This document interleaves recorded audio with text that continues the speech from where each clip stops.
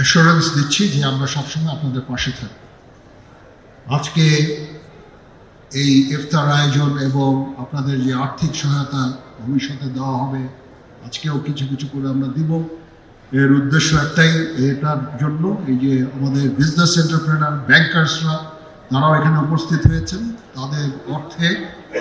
তাদের আর্থিক সাহায্যে আমরা এটা করছি।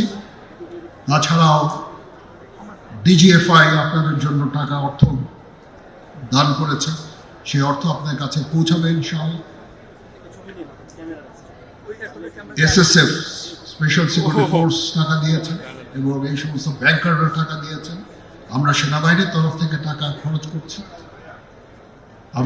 আমরা আজ পর্যন্ত 4200-র উপরে আহতদের চিকিৎসা আমরা দিয়েছি এবং দিয়ে যাচ্ছি।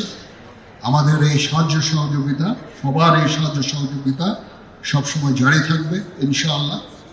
আমরা চেষ্টা করব আপনাদের একটা রিহ্যাবিলিটেশনের জন্য, সেই দিকেই ইনশাআল্লাহ আমরা চেষ্টা করে যাব এবং এই আর্থিক সাহায্য সহযোগিতা সবসময় আপনাদের প্রতি আমাদের জারি থাকবে ইনশাআল্লাহ। আপনারা কখনো মনোবল হারাবেন না, মনোবল হারানোর কিছু নাই। আপনারা জাতির কৃতি সন্তান, আপনারা এই দেশ এবং জাতির জন্য অনেক কিছু ত্যাগ করেছেন।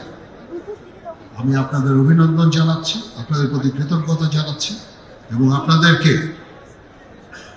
এই অ্যাসুরেন্স দিচ্ছি যে আমরা সবসময় আপনাদের পাশে থাকবো ইনশাআল্লাহ।